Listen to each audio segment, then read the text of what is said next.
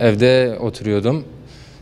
Telefon görüşmesi yaptım. Aradan yarım saat geçti. Telefon görüşmemden sonra şebeke gitti ya da elektrikler gitmiştir. Şebekemin o halde kesildiğini zannettim. Daha sonra çarşı merkezine Vodafone bayisine geldim. Şikayetimi dile getirdim. Kendileri bana yeni hat almamı tavsiye ettiler. Hattının yandığını söylediler. Hattı değiştirdik. Yine telefon aynı şekilde iletişim kurulamıyordu telefonla. Beni arayan kişiler bana ulaşılamıyordu. Ben kimseyi arayamıyordum. Herhangi bir iletişim bağlantım her şekilde kopmuş durumdaydı. Müşteri hizmetleriyle görüştüler. Kendilerine telefonun yönlendirmeye alındığını söylendi. Telefonu yönlendirmeden çıkarttık. Hala kullanamıyorduk telefonu. Daha sonra ben aldığım yeni yedek kartın hesabını kullanmak için cebimden Ziraat Bankası'na ait hesap kartımı çıkardım. Post cihazından ödeme yapacaktım. Arkadaş 2 defa şifremi girdi. Şifremin bloke olduğunu söyledi kendime. 3. defa girersem kartın kapanır diye. Bunun üzerine bankaya gittim. Bankadaki arkadaşlara hesabımdan para çekmek istediğimi kendilerine dile getirdim. Bankadaki arkadaşlar hesabıma baktığı zaman hesabında para kalmadığını, bunu mesai saatinin dışında çektiğini kendileri bana ilettiler. Ben de hangi bankayla hesap alışverişi yapılmış, nasıl olmuş diye kendilerinden bilgi almak istedim. Benim hesabımdan sahte bir ehliyetle, sadece ehliyetin üstünde benim ismim, soy ismim, TC'm var. Ehliyetin fotoğrafı yanlış.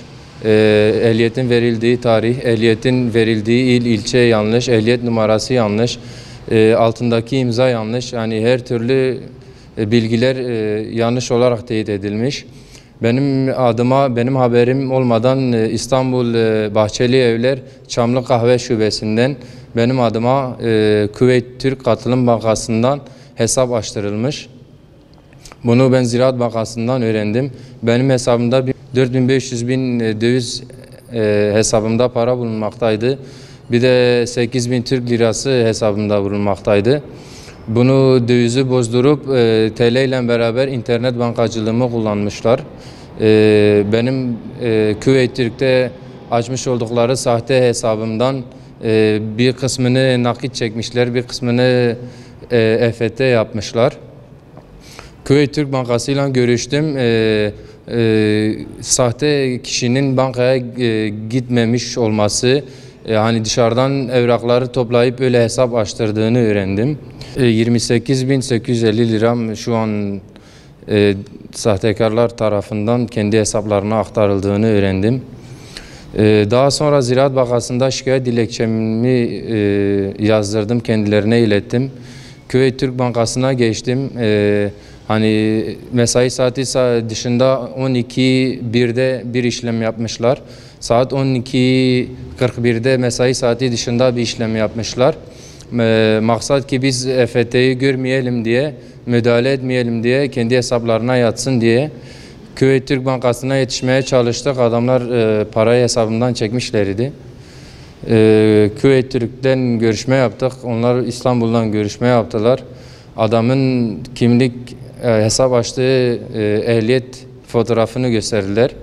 Ben de fotoğraflardan bu benim olmadığımı kendilerine ilettim. Benim ehliyetimi kendilerine ilettim.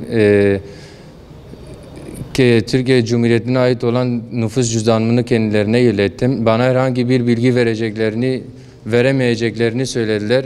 Bana bilgi vermediler bana. Hani senin sahte olup olmadığını biz nereden bilelim?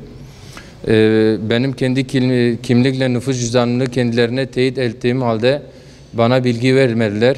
Bundan sonra ben de Cumhuriyet Savcılığına şikayette bulundum. Kendilerine dava açtım. Vodafone İletişim Telekomünikasyon Şirketi'ne dava açtım. Türkiye Ziraat Bankası'na dava açtım. Türkiye Kuveyt Türk Katılım Bankası'na dava açtım. Mağduriyetimin giderilmesini için hani bu insanlar nasıl bu şekilde hesapları kontrol ediyor, nasıl bu şekilde şifrelerimi alıyor, telefonumu yönlendirmeye nasıl almışlar.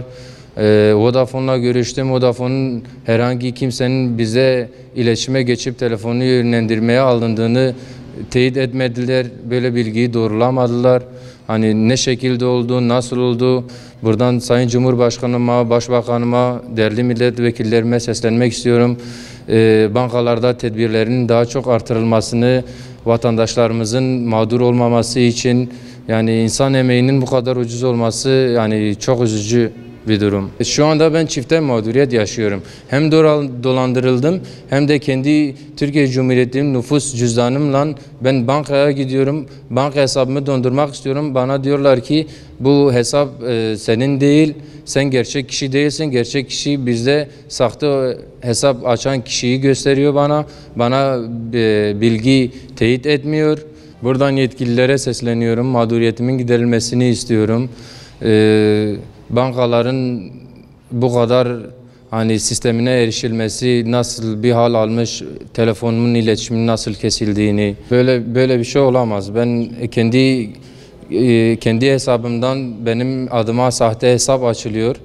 Ehliyet cüzdanıyla bunu belirtelim, nüfus cüzdanıyla, Türkiye Cumhuriyeti nüfus cüzdanıyla değil, ehliyetle hesap açılıyor ve bunu bankadan gitmeden bu işlemi yapıyor. Ben 2 gün önce farklı bir bankaya gittim. Nüfus cüzdanımı benden almayana kadar hesap açtırmadılar bana. Ne ehliyetle ne de geçici kimlik kartımla. Hani bu bankanın nasıl böyle bir açık zayiat verdiğini ben şu an anlamış değilim. Herkesten şikayetçiyim, devamının arkasını bırakmayacağım. Bu şekilde bankaların sistemine girip nasıl o kadar parayı çekmişler, nasıl EFT yapmışlar, nasıl havale yapmışlar, nasıl telefonumu durdurmuşlar. Ben bu işin arkasında duracağım.